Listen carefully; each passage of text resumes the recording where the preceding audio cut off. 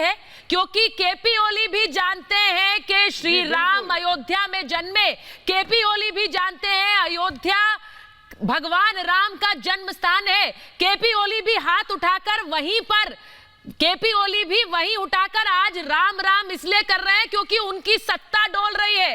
एक कम्युनिस्टवादी नेता जब खुद उनकी सत्ता डोलती है तो वो कैसे राम की शरण में आ जाते हैं, ये आज नजर आ रहा है क्योंकि वहां उनको खुद समर्थन नहीं मिल रहा है। इसीलिए आज उनकी भी जुबान पर राम राम आ गया। आचार्य विक्रमादित्य आज केपी ओली जैसा नेता भी राम राम करने लगा है। ये कोई राम नहीं, ऐसा भी कोई राम नाम नहीं कर रहे। ये राम नाम लेकर बगल में छुरी रखी हुई है इन लोगों ने, केवल अपने निजी स्वार्थ के लिए वास्तविक तौर पे ये अनर्गल बातें करने का प्रयास कर रहे हैं। जिस चीज का कोई औचित्य नहीं है, जिस चीज का कोई बेस नहीं है, उस बात को कर रहे हैं। वाल्मीकि की बात करते हैं, महर्षि वाल्मीकि की बात करते हैं, वाल्मीकि रामायण पढ़ लेते, जहां पर सतलुज का वास्तविक तौर पे ना तो वहां पर कोई जिस प्रकार की व्यवस्था बनाने का बात कर रहे हैं, ना वहां चित्रकूट क्या लेके आएंगे नेपाल में बनाने के लिए, बात बनाने के लिए। जिस प्रकार से भोली भाली जनता को वहां पर इन्होंने, जिस प्रकार से आप देखिए, इन्होंने पिछले कई सालों से क्या किया है। वहां कम्युनिस्ट पार्टी ने मिलकर जो पुरानी व्यवस्थाएं हैं, धर्म को जिस प्रकार से विहीन करने का काम करते हैं। पूरे विश्व में एक ही राष्ट्र था जो हिंदू राष्ट्र था, उसको सेकुलर बना दिया इन लोगों ने। जिस प्रकार सेकुलर नाम की राजनीति खेली, वहां पर लोगों को 80% से ज्यादा वहां पर हिंदू लोग हैं।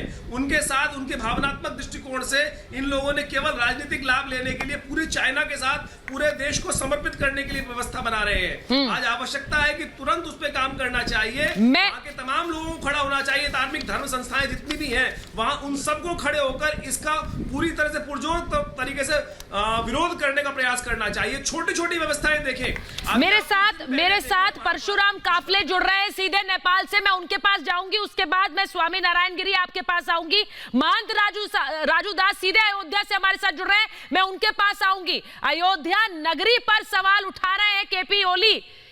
काफले जी, भगवान श्री राम की जन्म स्थली पर उठा रहे हैं सवाल ओली जी। मुझे लग रहा है कि भाई जब किसी के बुरे दिन आते हैं तो वो कैसे श्री राम का नाम जपने लगता है, वही हो रहा है ओली जी के साथ भी। केपी ओली को अब अयोध्या नकली नजर आ रही है। नहीं, आपका स्टेटमेंट है। मैं आपको इस तरह से मैं जवाब देना चाहता हूँ। नंबर एक, ओली जी का जो स्टेटमेंट है एक पूरे पॉलिटिकल स्टेटमेंट है। पॉलिटिकल स्टेटमेंट का क्या मतलब होता है काफले जी? पॉलिटिकल स्टेटमेंट देंगे वो मर्यादा पुरुषोत्तम राम पर, पॉलिटिकल स्टेटमेंट वो देंगे हमारे आराध्य भगवान राम पर। पॉलिटिकल स्टेटमेंट देंगे, उनके लिए भगवान श्री राम और हमारे आराध्य पॉलिटिकल स्टंट का एक हिस्सा है क्या? पॉलिटिकल स्टेटमेंट दे रहे हैं ओली जी। वाह। देखिए, मैं आप इसके बारे में आप ओली जी और उनका सलाहकार से पूछिए कि उनने ये क्यों बोला। आप उनका क्या मकसद था, वो जवाब वो देंगे। लेकिन एज ए जर्नलिस्ट आप जब पूछोगे तो मैं ये आपको बताना चाहता हूँ कि उनका जो स्टेटमेंट है ये बेसिकली एक पॉलिटिकल मोटिवेटेड स्टेटमेंट है। मैं इसको 1 मिनट में मैं आपको एक्सप्लेनेशन करता हूँ।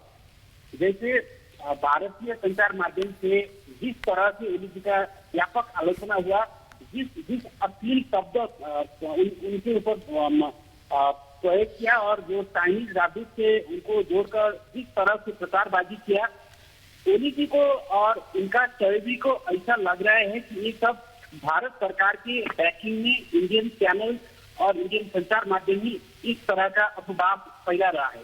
तो इस हिसाब से उन्हें, मेरे ख्याल से इसको एक रिवेंज के हिसाब से ओली जी ने वो स्टेटमेंट दे दिया है। और ये स्टेटमेंट क्या कह रहे हैं आप? रिवेंज की तरह? काफी आलोचना। काफले जी, आपकी आवाज मुझे सही से नहीं आ रही है। क्या आपने रिवेंज शब्द का इस्तेमाल